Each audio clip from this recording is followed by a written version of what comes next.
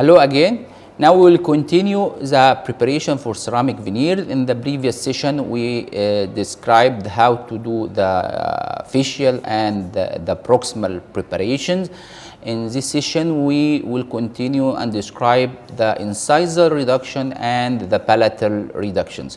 Incisal and palatal, if you are doing incisal bevel or palatal overlap, so we will have an incisal reduction. For incisal reduction, usually for the ceramic veneer, we have to prepare 1.5 to 2 millimeter reduction for the veneer. This will give you a thickness for the porcelain at the incisal edge with sufficient strength. We use our tapered with round or tapered with flat to prepare the incisal edge. We do 2 grooves incisally, and during preparation it will differ the direction of the bear from the maxillary to the mandibular teeth. In the maxillary, the bear should be tilted toward the palatal. For the mandibular teeth, we have to tilt our bear toward the labial. This will make the porcelain under compression because the forces will be perpendicular over the maxillary teeth when it is tilted palatal, and it will be perpendicular over the mandibular teeth when the incisal edge is tilted toward the labial. So here we can tilt our diamond for the maxillary teeth toward the palatal to obtain our preparation. So we put 2 grooves, then we have to remove the preparation or the teeth between these 2 grooves. We have to check our incisal preparation by using the silicone index to check that we remove the sufficient amount of tooth structure in the incisal edge. If you are preparing a premolar, so what is the extension of our occlusal reduction? We have to extend our occlusal reduction in the buccal cusp to midway between the cusp tip and the central fossa. We should not extend our preparation of the occlusal of the veneer to the central fossa, otherwise it will be in the centric contact with the opposing, and there is a liability for fracture and shaping of the ceramic veneer.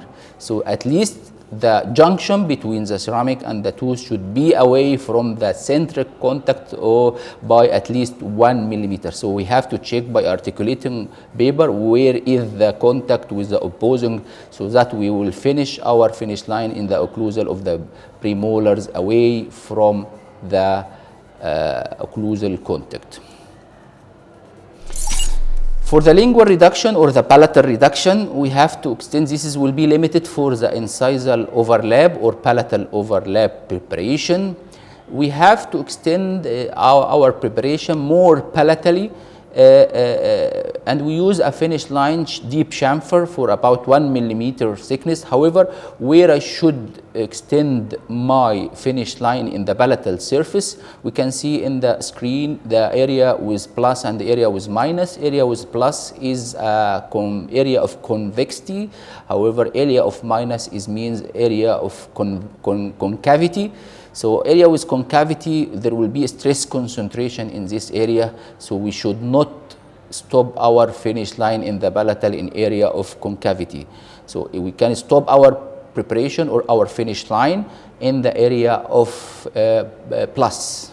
This is an area of convexity. So we can stop our finish line here or here, but in the concavity it should not be, because this will lead to stress concentration and fracture of the ceramic veneer. This will be a guide to how to stop your finish line or how you end your finish line for the ceramic veneer if you are preparing the palatal overlap or incisal overlap. How we prepare the palatal overlap? We hold our diamond to be parallel to the long axis of the tooth and start the prepare from medial to distal.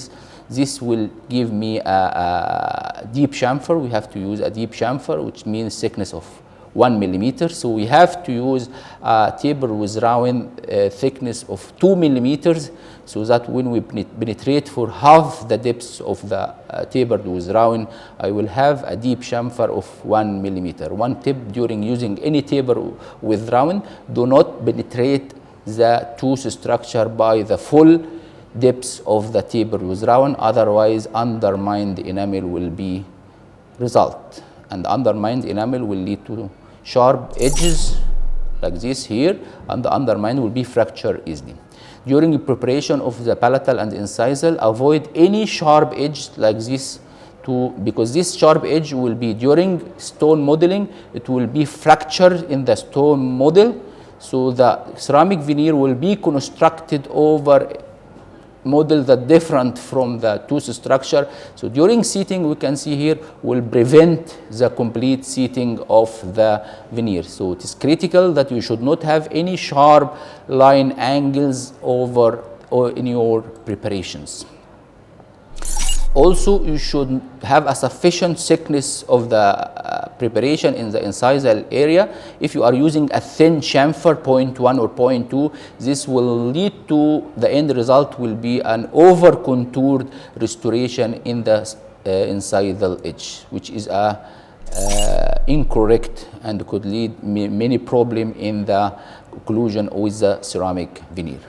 By the end of the preparation of for ceramic veneer, you have to check with the silicone index. We can see here silicone index. There is a sufficient thickness between the index and the prepared tooth, which is sufficient for the accommodating thickness of the ceramic material. So every time when you finish your preparation for the veneer, you have to check the amount of reduction using your silicone index. So it is very good or very important step to check your preparation with the silicone index.